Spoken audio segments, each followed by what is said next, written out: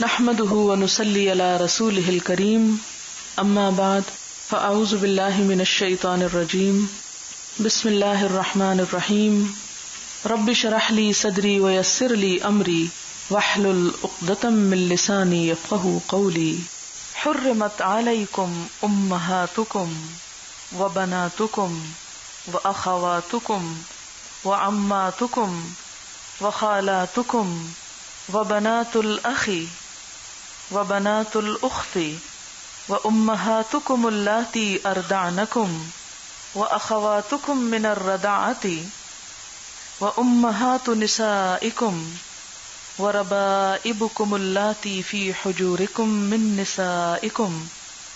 نسائكم اللاتي دخلتم بهن فإن لم تكونوا دخلتم بهن فلا جناح عليكم وحلائل أبنائكم الذين من أصلابكم وأن تجمعوا بين الأختين إلا ما قد سلف إن الله كان غفورا رحيما حرمت عليكم حرام کر دی گئیں تم پر. یہاں سے محرمات کا ذکر شروع ہوتا ہے جن سے نکاح حرام کیا گیا ہے. جیسا کہ آپ سب جانتے ہیں کہ اللہ تعالی نے انسان کو پیدا کیا اور اس کے اندر بہت سی خواہشات رکھی. ان خواہشات میں سے ایک خواہش اس کا جنسی جذبہ ہے. اور جیسا کہ آپ جانتے ہیں کہ اسلام دو انتہاؤں کے درمیان اعتدال کے ساتھ اس جذبے کی تسکین کا سامان فراہم کرتا ہے اور اس میں واضح طور پر ایک خط کھینچتا ہے حلال اور حرام کے درمیان. تو اسی کی تفصیل میں سے کچھ باتیں ان آیات میں کی گئیں.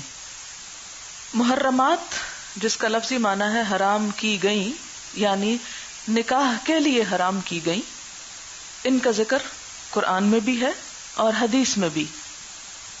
تو 7 محرمات جو ہیں نسب کے اعتبار سے ہیں، نسب، اور 7 رضاعت کے اعتبار سے یعنی دودھ پلانے کی وجہ سے، اور 4 سسرالی ہیں. یعنی یہ قرآن سے ہمیں پتہ چلتا ہے. اسی طرح حدیث میں کچھ اور محرمات کا ذکر ہے جن کا قرآن میں نہیں ہے.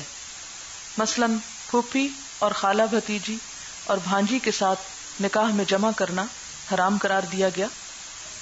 اب اس سے آپ دیکھیں کہ صرف قرآن سے بات مکمل نہیں ہوتی جب تک کہ حدیث کو بھی اوتھینٹک یا سورس آف شریعہ نہ مانا جائے. اب آپ دیکھیں کہ یہ جتنے بھی رشتے حرام کیے گئے یا جن سے نکاح حرام کیا گیا، اس میں حکمت کیا ہے؟ ایسا کیوں کیا گیا؟ تو اس کی حکمت یہ ہے کہ جتنے بھی قریب ترین ایسے رشتے ہیں ان میں تعلق تو ہو لیکن وہ شہوانی جذبات سے بالا ہو. اور جیسا کہ اس سے پیچھے والی آیت میں آپ دیکھتے ہیں کہ باپ کی بیوی سے جو سوتیلی ماں ہوتی ہے اس سے نکاح حرام قرار دیا گیا. تو اس کی وجہ بتائی گئی کہ انہو کان فاحشۃ و مقتا و ساء سبیلا، کہ ایک بے حیائی کا کام ہے اور فاحشہ وہ بے حیائی یا برائی جس کا اثر دوسروں تک جائے. مقتا بغض کا سبب ہے، نفرت کا سبب بنتا ہے. ساء سبیلا اور ایک برا چلن ہے. تو یہی حکمت آگے کے رشتوں میں بھی پائی جاتی ہے. اگر ماں سے نکاح کوئی کرے یعنی سوتیلی ماں کے بعد اپنی ماں سے، جیسے امہاتکم کی بات آ رہی ہے، یا بیٹی سے یا بہن سے یا پھپھی سے یا خالہ سے، تو یہ بھی کیا ہے؟ فاحشہ کی بات ہے. یعنی ایسی برائی ہے کہ جس کے اثرات دور تک جائیں گے. پھر ان سے بھی نکاح کرنا اور اس سے اگر بچے پیدا ہو جائیں تو وہ دشمنی کا سبب بھی ہے اور ایک ایسے رستے پہ انسان چل پڑتا ہے کہ جس کا انجام ہلاکت کے سوا کچھ نہیں. تو ہم دیکھتے ہیں کہ کیا کچھ حرام کیا گیا. حرمت علیکم، حرام کی گئی تم پر، امہاتکم، تمہاری مائیں. ماں سگی بھی اور سوتیلی بھی، دونوں طرح کی.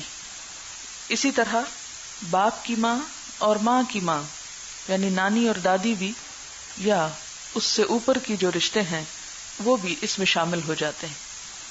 نبی صلی اللہ علیہ وسلم کا ارشاد ہے کہ جس شخص نے کسی عورت کے ایذائے صنفی پر نظر ڈالی ہو اس کی ماں اور بیٹی دونوں اس پر حرام ہو جاتے ہیں۔ اللہ تعالیٰ اس شخص کی صورت دیکھنا پسند نہیں کرتا جو بیک وقت ماں اور بیٹی دونوں کے ساتھ ایسا تعلق رکھے۔ وَبَنَاتُكُمْ، اور بیٹیاں تمہاری، اس میں نواسی بھی شامل ہے، بیٹی کی بیٹی، اور بیٹے کی بیٹی پوتی بھی شامل ہے، اور آگے ان کی بیٹیاں بھی۔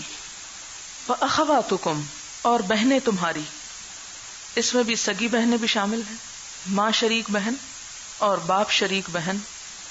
ماں شریک بہن کا مطلب کیا ہے کہ ماں ایک ہے باپ مختلف، اور باپ شریک کیا کہ باپ ایک مائیں مختلف۔ وَأَمَّاتُكُمْ، اور پھپھیاں تمہاری، وَخَالَاتُكُمْ، خالائیں تمہاری۔ پھپھی باپ کی بہن اور خالہ ماں کی بہن، اور اس میں بھی سگے اور سوتیلے کا فرق نہیں، باپ کی سگی بہن بھی اور سوتیلی بہن بھی، اسی طرح ماں کی سگی بہن بھی اور سوتیلی بہن بھی۔ وَبَنَاتُ الْأَخِ، بھائی کی بیٹیاں یعنی بھتیجیاں۔ وَبَنَاتُ الْأُخْتِ، اور بہن کی بیٹیاں یعنی بھانجیاں، ان میں بھی سگے سوتیلے کا فرق نہیں، سگے بھائی کی بیٹی ہو یا سگی بہن کی، یا سوتیلے بھائی یا سوتیلی بہن کی۔ وَأُمَّهَاتُكُمْ، اور تمہاری مائیں، اللَّاتِي أَرْضَعْنَكُمْ، جنہوں نے تم کو دودھ پلایا ہے۔ أَرْضَعْنَكُمْ یعنی ایک لڑکے یا لڑکی نے جس عورت کا دودھ پیا ہو اس کے لیے وہ عورت ماں کے حکم میں ہے، اور اس کا شوہر رضائی باپ کہلاتا ہے، باپ کے حکم میں ہے۔ اور تمام وہ رشتے جو حقیقی ماں اور باپ کے تعلق سے حرام ہوتے ہیں، رضائی ماں اور باپ کے تعلق سے بھی وہ حرام ہو جاتے ہیں۔ اس کے لیے نبی صلی اللہ علیہ وسلم کی یہ حدیث ہے کہ یحرم من الرضاع ما یحرم من النسب، کہ رضاعت سے وہ سب کچھ حرام ہو جاتا ہے جو نسب سے حرام ہوتا ہے۔ لیکن پھر یہ آگے مزید فقہی تفصیلات آتی ہیں کہ کتنا دودھ پیا ہو، کس عمر میں پیا ہو، یہ یہاں پر اس وقت موضوع بحث نہیں، لیکن اصل بات ہے دودھ کا پینا جس سے رضاعت ثابت ہو جائے، یعنی اتنی مقدار میں پی لینا۔ وَأَخَوَاتُكُم مِّنَ الرَّضَاعَةِ، اور تمہاری رضائی بہنیں، رضائی حمزہ کے ساتھ نہیں لکھنا، عین کے ساتھ لکھنا ہے، اور تمہاری رضائی بہنیں۔ وَأُمَّهَاتُ نِسَائِكُمْ، اور تمہاری بیویوں کی مائیں کون ہوئی؟ ساسیں۔ وَرَبَائِبُكُمْ، اور بیٹیاں تمہاری بیویوں کی، یعنی کسی اور شوہر سے، بیٹیاں تمہاری بیویوں کی۔ ربائب ربیبہ کی جمع ہے، بیوی کے پہلے خاوند سے لڑکی، ربیبہ کہتے ہیں بیوی کے دوسرے یا پہلے خاوند سے بیٹی۔ اس کا جو روٹ ہے وہ رے بے بے ہے، رب، اور ربیبہ اس لیے کہا جاتا ہے کہ یہ زیر تربیت ہیں، یعنی عورت کے پچھلے شوہر سے بیٹی جو دوسرے شوہر کی پرورش میں ہو، جو اس کی پرورش کر رہا ہو اگرچہ وہ اس کی اپنی بیٹی نہ ہو۔ وَرَبَائِبُكُمُ اللَّاتِي فِي حُجُورِكُمْ، جو تمہاری حفاظت میں ہیں۔ حجور کا لفظ حجر سے ہے، ہے جیم رے، حجر کہتے ہیں روکنا، رکاوٹ، حفاظت۔ گود کے لیے بھی یہ لفظ استعمال ہوتا ہے کیونکہ وہ بھی حفاظت کا کام کرتی ہے، گود یعنی جو تمہاری گود میں ہے، مراد اس سے کیا ہے؟ جو تمہاری حفاظت میں ہے، جو تمہاری نگرانی میں ہے۔ اس سے یہ مطلب نہیں ہے کہ اگر وہ تمہاری گھر میں نہیں رہتی تو تم ان سے نکاح کر سکتے ہو، نہیں، جس عورت سے نکاح ہو گیا پھر اس کی بیٹی سے نکاح نہیں ہو سکتا، جیسے کہ پیچھے ابھی میں نے بتایا کہ کسی عورت اور اس کی بیٹی کے ساتھ بیک وقت یا الگ الگ اوقات میں بھی درست نہیں۔ یہاں فی حجورکم کا لفظ پھر کیوں آیا؟ مزید تاکید کے لیے، ربیبہ کی وضاحت کے لیے، تاکہ ربیبہ کا مفہوم وہی لیا جائے جو اصل مقصود ہے۔ من نسائکم، تمہاری عورتوں میں سے، اللاتی، عورتوں میں سے مراد یہاں تمہاری بیویوں میں سے۔ نسائکم کا ترجمہ یہاں آپ سمپل مطلقاً عورت نہیں کریں گے بلکہ بیوی کریں گے، مراد اس سے بیوی ہے یہاں۔ من نسائکم تمہاری بیویوں میں سے، اللاتی وہ جو، دخلتم بہن تم نے دخول کیا ان کے ساتھ، یعنی جن کے ساتھ تمہاری خلوت ہو چکی، جسمانی تعلق ہو چکا. فَإِن لَّمْ تَكُونُوا دَخَلْتُمْ بِهِنَّ پھر اگر تمہارا ان سے جسمانی تعلق نہیں ہوا، فَلَا جُنَاحَ عَلَيْكُمْ تو پھر کوئی گناہ نہیں کہ اگر کاغذی نکاح ہوا تھا اور رخصتی نہیں ہوئی تو ماں کو طلاق دے کر اسی کی بیٹی سے وہ نکاح کر سکتا ہے. ہاں اگر خلوت ہو چکی ہو تو پھر نہیں. وحلائل اور بیویاں، حلائل حلیلہ کی جمع ہے. حلیلہ، حلیلہ کا لفظ جو ہے حل سے ہے، ہے لام لام. حلہ کا مطلب ہوتا ہے حلہ یحل اترنا، رہنا، قیام کرنا. تو حلیل بروزن فعیل، اور فعیل فاعل کے معنوں میں بھی ہوتا ہے اور مفعول کے معنوں میں بھی. اتنا تو آپ کو سمجھ آ جانا چاہیے کیونکہ فعیل کے وزن پر بہت دفعہ الفاظ آتے ہیں آپ کے سامنے. فعیل اسی طرح وزن ہے جیسے فاعل کو میں نے ایک دن آپ کے سامنے ایکسپلین کیا تھا اور مفعول کو کیا تھا. ایسے ہی فعیل بھی ایک، آپ یوں سمجھیں کہ ایک باٹ ہے ہمارے پاس، اور بمانا کیا ہے، فاعل یا مفعول بھی ہو سکتا ہے، وہ کانٹیکسٹ سے پتہ چل جاتا ہے. تو یہاں حلیلہ کون ہوئی؟ اترنے والی، جس کی ڈولی اترتی ہے آ کے، یا قیام کرنے والی، رہنے والی. اور پھر حلال ہونے والی، حلال سے بھی ہے کہ جو حلال ہو گئی تمہارے لیے. وحلائل ابنائکم تمہارے بیٹوں کی بیویاں. اچھا یہاں ازواج کیوں نہیں آیا لفظ؟ اس میں بھی ایک حکمت ہے، کیونکہ ازواج میں احتمال تھا کہ بس وہ ایک نکاح ہوا اور ختم بھی ہو گیا، لیکن یہاں کیا ہے کہ وہ گھر میں آ چکی. اگر کسی یعنی بیٹے کا نکاح کسی لڑکی سے ہوا اور تعلق نہیں ہوا تو پھر کیا ہوگا؟ وہ حلیلہ نہ ہوئی، ابھی اتری نہیں آ کے، ابھی اس نے قیام نہیں کیا. تو حلیلہ سے کیا ثابت ہو جاتا؟ قیام کر لیا، آ گئی گھر میں، بہو بنا کے لے آئے تم اس کو، اب اس سے تمہارا نکاح نہیں ہو سکتا. وحلائل ابنائکم الذین من اصلابکم وہ جو تمہاری پشت سے ہیں. اصلاب صلب کی جمع ہے، پیٹھ، تمہاری پیٹھ سے، یعنی سگے بیٹے، حقیقی بیٹے، اپنے بیٹے، تمہارے نطفے سے مراد ہے. یہاں رضائی یا دوسرے نہیں مراد بلکہ من اصلابکم کی بات کی گئی. وَأَن تَجْمَعُوا اور اس بات کو بھی حرام کیا گیا ہے کہ کہیں تم جمع کرو، کس کو؟ بین الاختین دو بہنوں کو. دو بہنوں کو سے مراد کیا ہے؟ دو سگی بہنیں یا ایون ستیلی بہنیں، ماں شریک یا باپ شریک، انہیں ایک شخص سے نہیں بیاہنا چاہیے. یعنی دو بہنیں ایک مرد کی بیک وقت بیوی نہیں ہو سکتی. ہاں یہ ہو سکتا ہے کہ ایک کے ساتھ شادی ہوئی پھر وہ فوت ہو گئی تو دوسری کے ساتھ اس کے بعد شادی کر لی. لیکن تجمعو کا لفظ بڑا زبردست ہے، یعنی ایک وقت میں جمع کرنا. بیک وقت کی بات ہو رہی ہے کہ ایک ہی گھر میں ایک ہی ٹائم پہ تم دو بہنوں سے اکٹھا نکاح کر لو، یا آگے پیچھے بھی. یعنی ایک زندہ ہے، ایک موجود ہے تو دوسری اس کے ساتھ شامل نہیں ہو سکتی ایک شوہر میں. الا ما قد سلف مگر جو کچھ پہلے ہو چکا. تو یہ کتنا خوبصورت انداز ہے قرآن کا کہ جب ایک چیز کو حرام کیا تو اس موقع پر کیا ہوتا ہے، فوراً خیال یہ پیدا ہوتا ہے اچھا وہ جو ہو چکا اس کا کیا ہوگا، ہم تو یہ غلطی کر چکے. فرمایا الا ما قد سلف جو ہو چکا سو ہو چکا، اس کو مت کرے دو، اس کے پیچھے مت پڑو، اسے اب جانے دو، آئندہ کے لیے احتیاط برتو. اب ایک اور بات اس میں یہ بھی مانا پایا جاتا ہے کہ اگر پہلے ہو چکا تو وہ تو ٹھیک ہے ہو چکا، لیکن اب حکم آنے کے بعد ان کو اکٹھا نہ رکھو. اگر کسی شخص نے دو بہنوں سے اکٹھا نکاح کیا ہوا ہے تو کیا کرو، ایک کو طلاق دے دو. یا کسی محرمہ سے اس نے نکاح کیا ہوا ہے تو اس کو چھوڑ دے. ان اللہ کان غفور الرحیم. غلطی کرنے کے بعد توبہ کر لینے سے، اس عمل کو، اس فعل کو اچھے فعل سے بدل لینے سے کیا ہوگا؟ پچھلا گناہ معاف ہو جائے گا. ان اللہ کان غفور الرحیم.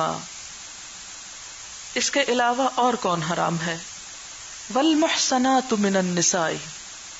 اور بیاہی ہوئی عورتیں، شادی شدہ عورتیں، نکاح کی ہوئی عورتوں میں سے، باقی یہ تمام عورتوں میں سے جن کی شادی ہو چکی ہو، تو شادی شدہ عورت سے نکاح نہیں کیا جا سکتا جب تک اس کا شوہر زندہ ہو یا طلاق نہ دے دے. تو اس سے آپ نکاح نہیں کر سکتے. اگر وہ طلاق دے دے اور عدت ختم ہو چکی ہو پھر نکاح ہو سکتا ہے، یا وہ فوت ہو جائے تو اس کے بعد عدت ختم ہو جائے تو نکاح ہو سکتا ہے. والمحصنات من النساء. اور شادی شدہ عورتیں، یا آپ یوں کہیں شوہر والیاں. محصنات کا معنی یہاں زیادہ واضح بات کرنے کے لیے کہہ دیں، اور شوہر والیاں عورتوں میں سے، یعنی جن کے شوہر موجود ہیں ان سے نکاح نہیں کر سکتے تم. الا مگر ما ملکت ایمانکم، جو مالک ہوں یا جن کے مالک ہوں تمہارے دائیں ہاتھ، یعنی لونڈیاں. ان کے اگر شوہر زندہ بھی ہیں اور وہ جنگ میں پکڑی ہوئی آئی ہیں، تو جو ہی مسلمان ان کو پکڑیں گے ان کے نکاح خود بخود پچھلے شوہروں سے ختم ہو جائیں گے. غلام بننے کے بعد نکاح باقی نہیں رہتا، لہذا ایسی عورتوں سے نکاح کیا جا سکتا ہے. اب یہاں تک تو قرآن پاک کی محرمات کا پتہ چلتا ہے، اور جیسا کہ پہلے میں نے عرض کیا، حدیث سے کیا پتہ چلتا ہے؟ خالہ اور بھانجی ایک نکاح میں جمع نہ کی جائے، پھوپھی اور بھتیجی ایک نکاح میں جمع نہ کی جائے. کتاب اللہ علیکم، لکھا ہوا ہے اللہ کی طرف سے تم پر، یعنی قانون ہے اللہ کا تمہارے لیے، تم پر لازم ہے کہ اس کی پابندی کرو. وَأُحِلَّ لَكُمْ، اور حلال کر دی گئی تمہارے لیے، ما وراء ذالکم، جو اس کے علاوہ ہے. جیسے کہ عموماً ہم کہتے ہیں نا کہ فلاں چیز اس سے ماورا ہے، اس کے علاوہ. ماورا کیا ہوتا ہے؟ وہ اس سے ماورا ہے یعنی علاوہ ہے، یعنی یہ جن کے نام لے دیے گئے، جن کی وضاحت کر دی گئی، ان کے علاوہ باقی تمام عورتوں سے نکاح قانونی طور پر جائز ہے. لیکن کہاں تک؟ 4 تک. یہ پیچھے قید بتا دی گئی نا، 4 تک. ورباع، وہ پچھلی آیت سے یہاں بند لگتا ہے. اور شرط کیا ہے نکاح کے لیے؟ ان تبتغوا، کہ تم حاصل کرو، باموالکم، اپنے مالوں کے ساتھ، یعنی مہر ادا کر کے. تو یہاں سے کیا پتہ چلتا ہے کہ مہر دینا نکاح کے لیے ایک لازمی شرط ہے. نکاح اسی وقت ویلڈ ہوتا ہے جب ایک مرد نکاح کے موقع پر مہر ادا کر دے یا اس کا وعدہ کر لے، جو مؤجل اور معجل ہوتا ہے. معجل اجلت سے یعنی فوراً دے دے، اور مؤجل حمزہ سے جو بعد میں دے، لیٹر آن. اب یہاں پر اس بات کی وضاحت کر دی جائے کہ نکاح جو مہر کے بغیر ہو یا مہر کی نیت کے بغیر ہو، مقرر کر لیا لیکن نیت نہیں کہ دیا جائے گا، تو حدیث کے مطابق وہ نکاح نہیں، صفا ہے، یعنی زنا کی ایک قسم ہے. کیونکہ قرآن میں لازم کر دیا گیا کہ شادی کے لیے کیا ہے؟ ان تبتغوا باموالکم. لہذا کوئی شخص اگر صرف دکھاوے کا مہر رکھ دیتا ہے زیادہ سے زیادہ اور دینے کا اس کا ارادہ ہی نہیں ہے، اب بندوں کے سامنے تو ان کا نکاح ہو گیا اور وہ نکاح قانونی اعتبار سے تو ویلڈ ہے، لیکن اگر اس کی اپنی نیت کی خرابی ہے تو قیامت کے دن ہر شخص اپنی نیت کے مطابق اٹھایا جائے گا اور اسے اس کا بدلہ دینا ہوگا. اللہ کے ہاں وہ قابل مواخذہ ہوگا. آپ کو وراثت کے قوانین میں بتایا گیا تھا کہ وراثت بھی تقسیم نہیں ہو سکتی جب تک کہ عورت کا باقی ماندہ مہر دے نہ دیا جائے. اس کی اتنی شدت سے تاکید کی گئی ہے، کوئی معمولی بات نہیں ہے. ان تبتغوا باموالکم، اور نکاح کرو لیکن مال اگر استعمال کرتے ہو تو محسنین، نکاح ملانے کے لیے، غیر مسافہین، بدکاری کرنے کے لیے نہیں، فحاشی کے اڈے چلانے کے لیے نہیں کہ تم عورت کو پیسے دے دو اور اس سے وقتی جسمانی ضرورت پوری کر دو. یہیں سے پتہ چلتا ہے کہ متعہ جو ہے وہ ناپسندیدہ شکل ہے، نکاح متعہ جسے کہا جاتا ہے. کیوں؟ اس میں بھی وقتی طور پر مال دے کر فائدہ اٹھایا جاتا ہے اور پھر عورت کو آزاد کر دیا جاتا ہے.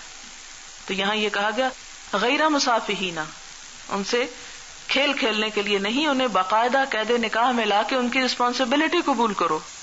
فمستمتعتم بہ منہن، تو جو بھی لطف اٹھایا تم نے، استمتاع میم تے عین سے ہے فائدہ اٹھانا، جیسے متاع قلیل، قلیل کا لفظ یہاں نہیں ہے، فائدے کے معنوں میں ہے. تو جو بھی فائدہ اٹھایا تم نے، بھی ساتھ اس کے، منہن ان عورتوں سے، فآتوہن اجورہن تو دو ان کو ان کے مہر، فریضتن جو طے شدہ ہیں، یا فریضہ سمجھ کر، فرض جان کر، یعنی بطور فرض کے ادا کرو، نفل نہیں ہے یا تمہاری چوائس پر نہیں ہے.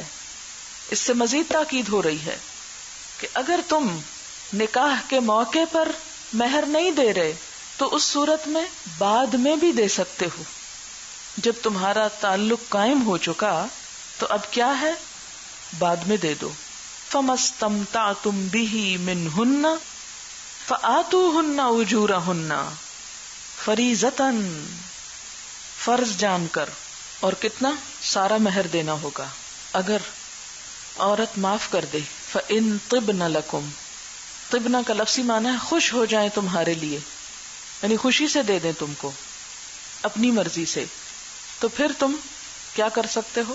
اس سے فائدہ اٹھا سکتے ہو. ولا جناح علیکم، اور تم پر کوئی گناہ نہیں، فیما اس معاملے میں جو ترادیتم بہ تم باہم رضامند ہوئے اس پر، من بعد الفریضتی بعد فریضہ کے، بعد طے شدہ مہر کے، یعنی مہر طے ہو گیا اور اس کے بعد باہم رضامندی کے ساتھ اس میں کمی یا زیادتی ہو گئی یا ادائیگی کے وقت میں کمی بیشی ہوئی تو پھر کوئی حرج نہیں. اگر عورت اپنی مرضی کے ساتھ اسے معاف کر دیتی ہے یا آدھا لے لیتی ہے، یا شوہر اپنی مرضی کے ساتھ اس میں کچھ اضافہ کر دیتا ہے، یا کسی طرح بھی عورت کو فائدہ پہنچاتا ہے، تو ایسی صورت میں کیا ہے؟ کوئی گناہ کی بات نہیں. ولا جناح علیکم فیما ترادیتم بہ من بعد الفریضۃ، کہ مہر طے ہو جانے کے بعد آپس کی رضامندی سے تمہارے درمیان اگر کوئی سمجھوتا ہو جائے تو اس میں کوئی حرج نہیں. ان اللہ کان علیما حکیما، بے شک اللہ تعالی علم والا بھی ہے، حکمت والا بھی ہے. ومن لم یستطع، اور جو کوئی نہ استطاعت رکھتا ہو، منکم تم میں سے، طولن فراخی کی یا وسعت، ان ینکح المحصنات کہ نکاح کرے آزاد عورتوں سے، المؤمنات مومن عورتوں سے، فمما ملکت ایمانکم تو اس میں سے جو مالک ہیں یا جن کے مالک ہیں تمہارے دائیں ہاتھ، من فتیاتکم اپنی باندیوں میں سے، المؤمنات مومن. مفہوم کیا ہے آیت کا؟ یعنی جو شخص آزاد عورت کا مہر دینے کی وسعت نہ رکھتا ہو، آزاد عورت سے شادی کرنے کا خرچ نہ اٹھا سکتا ہو، ان کے حقوق نہ پورے کر سکتا ہو، ان کی ضروریات نہ پوری کر سکتا ہو، تو پھر وہ کیا کرے؟ نکاح کر لے. کس سے؟ مومن لونڈی سے. کیونکہ لونڈی کے حقوق، غلام عورت کے حقوق آزاد کے مقابلے میں کم ہوتے ہیں، اس لیے لونڈیوں سے بھی نکاح کی اجازت دے دی گئی. لیکن شرط یہ ہے کہ لونڈیوں میں سے اس لونڈی سے نکاح ہو سکتا ہے جو مومن ہو، کافر نہ ہو. تمتع تو کافر لونڈی سے بھی ہو سکتا ہے، لیکن نکاح صرف مومن لونڈی کے ساتھ ہی ہو سکتا ہے. واللہ اعلم بایمانکم، اور اللہ تمہارے ایمان کو زیادہ بہتر جانتا ہے کہ کون مومن ہے اور کون مومن نہیں ہے. اور پھر اس میں آپ دیکھیں کہ لونڈی سے نکاح اس کے مالک کی اجازت کے بغیر نہیں ہوتا. جس طرح کسی لڑکی سے نکاح اس کے ولی کی اجازت کے بغیر نہیں، اسی طرح لونڈی سے نکاح اس کے مالک کی اجازت کے بغیر نہیں. بعضکم من بعض، تم میں سے بعض سے ہیں، یعنی تم سب ایک ہی جیسے لوگ ہو. یہ کیوں کہا گیا؟ اس لیے کہ عربوں میں باندیوں کے ساتھ نکاح معیوب سمجھا جاتا تھا. اس بات کو ایک طعنہ دیتے تھے کہ کسی شخص نے کسی لونڈی سے نکاح کیا ہے، اور ان کے پیٹ سے جو اولاد ہوتی تھی اس کو حجین کہا جاتا تھا. ہے جیم یہ نون، حجین یعنی گھٹیا، جیسے کمینے کے معنوں میں. تو اس کے لیے فرمایا کہ تم سب آدم کی اولاد ہو، بعضکم من بعض. اور ایمان والی لونڈی کے بارے میں تو قرآن میں یہ آتا ہے وَلَأَمَةٌ مُؤْمِنَةٌ خَيْرٌ مِّن مُشْرِكَةٍ وَلَوْ أَعْجَبَتْكُمْ، کہ ایماندار لونڈی جو ہے، ایماندار سے مراد بے ایمان کی ضد نہیں بلکہ مسلمان مراد ہے. وَلَأَمَةٌ مُؤْمِنَةٌ خَيْرٌ مِّن مُشْرِكَةٍ، وہ مشرک عورت سے کہیں بہتر ہے نکاح کے لیے. وَلَوْ أَعْجَبَتْكُمْ، خواہ کوئی مشرک عورت تمہیں کتنی ہی اچھی کیوں نہ لگے. تو مشرک عورت سے نکاح نہ کرنا، مومن لونڈی سے نکاح کر لینا. بعضکم من بعض فانکحوہن، تو نکاح کرو ان سے. کن سے؟ لونڈیوں سے. باذن اہلہن، ان کے سرپرستوں کی اجازت سے، ان کے مالک کی اجازت سے. یعنی غلام اور لونڈی کا ولی کون ہے؟ اس کا مالک. وآتوہن اجورہن، اور دو ان کو بھی. ہن یہاں کون ہے؟ لونڈیاں. ان کو بھی دو. اجورہن، ان کے مہر. بالمعروف، بھلے طریقے سے، شرافت سے، پورا پورا، ستا کے نہیں، گھٹا کے نہیں کہ لونڈی ہے یہ کہاں پوچھ سکتی ہے مجھے. تو اس سے کیا پتا چلتا ہے کہ اگر لونڈی کا نکاح مہر کے بغیر نہیں، یا لونڈی کو بھی مہر دینے کی تاکید کی جا رہی ہے، تو آزاد عورت کے مہر کی کتنی اہمیت ہے، جس سے ہمارے مرد جو ہیں وہ غافل ہیں. محصنات، اور یہ نکاح میں لانے کے لیے پاک دامن بننے والیاں. یہ کون پاک دامن بنے؟ غلام عورتیں. غیر مصافحات، نہ بدکاری کرنے والیاں، زنا کرنے والیاں. ولا متخذات اخدان، اور نہ بنانے والیاں چھپے دوست. اخدان خدن کی جمع ہے، وہ شخص جو ظاہر اور باطن ہر حالت میں تمہارے ساتھ رہے، اور یہاں مراد چھپے دوست. ولا متخذات اخدان، یعنی نکاح کر لو چھپ کے دوستی نہ رکھو. فَإِذَا أُحْسِنَّ، پھر جب وہ قید نکاح میں لائی جائیں. احسن ہے صاد نون حسن، قلعے کو کہتے ہیں. نکاح بھی ایک طرح سے قلعہ ہے. ایک عورت نکاح کے قلعے میں بند ہو کر اپنے شوہر کے علاوہ کسی دوسرے مرد سے جسمانی تعلق نہیں رکھ سکتی. اس لیے کہا گیا احسن، یعنی نکاح میں یا قلعے میں لائی جانے والیاں. اور قلعے سے مراد کون سا قلعہ ہے؟ نکاح کا. مراد ہے قید نکاح میں لانے کے لیے. فَإِذَا أُحْسِنَّ، جب وہ نکاح سے محفوظ کر لی جائیں. فَإِنْ أَتَيْنَ، پھر اگر وہ آئیں یا ارتکاب کریں. بِفَاحِشَةٍ، کسی بے حیائی کا یعنی زنا کا. فَعَلَيْهِنَّ، تو ان پر سزا ہے. نصف، آدھی. ما علی المحصنات، جو اوپر آزاد عورتوں کے ہے، خاندانی عورتوں کے. من العذاب، عذاب میں سے، سزا میں سے. آزاد خاندانی عورت اگر زنا کرے تو شادی کے پہلے اس پر 100 کوڑے ہیں، اور شادی کے بعد کرے تو رجم ہے. لیکن لونڈی خواہ شادی سے پہلے ہو یا شادی کے بعد، کسی حالت میں بھی اگر زنا کرتی ہے تو اس کی سزا 50 کوڑے ہیں، رجم کی سزا نہیں ہے. کیوں؟ وجہ یہ ہے کہ جو خاندانی عورت ہے اسے دوہری حفاظت حاصل ہے، ایک خاندان کی اور دوسرے شوہر کی، جبکہ لونڈی جو ہے اس کو نہ خاندان کی حفاظت حاصل ہے اور نہ اس کی اپنی کوئی چوائس ہوتی ہے، کوئی شوہر کی بھی اس طرح حفاظت اسے حاصل نہیں ہوتی، اس لیے اس کی سزا بھی آدھی ہے. یہ اسلام کا انصاف ہے، سب کو ایک کوڑے سے نہیں ہانکا. ذالکا، یہ اجازت، کس چیز کی اجازت؟ لونڈی سے نکاح کرنے کی اجازت. لمن، اس شخص کے لیے ہے، یا یہ سہولت اس شخص کے لیے ہے. لمن، واسطے اس کے جو، یا اس لیے ہے جو خشیہ، ڈرے. کس سے؟ العنتا، گناہ سے، بدکاری سے، زنا سے.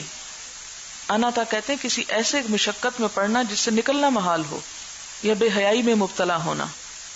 منکم، تم میں سے. آپ دیکھیں کہ اہل کتاب کے بارے میں ایک لفظ آپ نے پڑھا تھا، ودو ما انتم، یہ چاہتے ہیں کہ تم مشکل میں پڑو. وہاں میں نے آپ کو اس کا ترجمہ مشقت بتایا تھا، لیکن روٹ میں اترے تو عین نون تے بے حیائی اور بدکاری کے لیے بھی آتا ہے. کتنا گہرا معنی اللہ تعالیٰ نے یہاں لفظ کے استعمال سے دیا کہ یہ کیا چاہتے ہیں کہ تم بے حیائی اور بدکاری کا شکار ہو جاؤ. اور آج یہ بات کتنی سچی ہے کہ انہوں نے مسلمان قوم کے اندر ایسی چیزیں انٹروڈیوس کروا کے اسے کس چیز کا عادی کر دیا. ذالک لمن خشی العنت منکم، لونڈی سے نکاح کی اجازت یا سہولت اس لیے دی جا رہی ہے کہ تم میں سے جو کوئی ڈرتا ہو کہ اگر نکاح نہیں کرے گا تو بدکاری کا شکار ہو جائے گا. وَأَن تَصْبِرُوا، اور یہ کہ تم صبر کرو، خیر لکم، تمہارے لیے زیادہ بہتر ہے. یعنی جب تک نکاح کا موقع نہیں پاتے، اب یہ کس کے لیے ہے؟ اس تیسرے درجے والے کے لیے جو نہ آزاد سے شادی کر سکتا ہے اور نہ لونڈی سے کر سکتا ہے. تو اس کے لیے کیا ہے؟ ان تصبروا.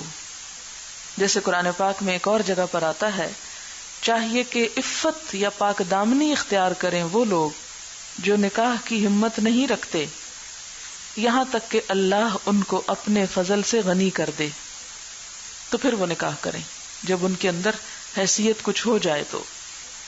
وَأَن تَصْبِرُوا، اس کے 2 مفہوم بھی ہو سکتے ہیں. ایک تو یہ کہ اگر نکاح کا کوئی موقع نہیں تو زنا کی کوئی اجازت نہیں، صبر سے کام لو. اور دوسرا یہ کہ لونڈی کے مقابلے میں اگر آزاد عورت سے نکاح کرنے کا موقع ہو تو فی الحال صبر کر لو جب تک کہ وہ موقع نہ آ جائے، تو یہ تمہارے لیے زیادہ اچھا ہے.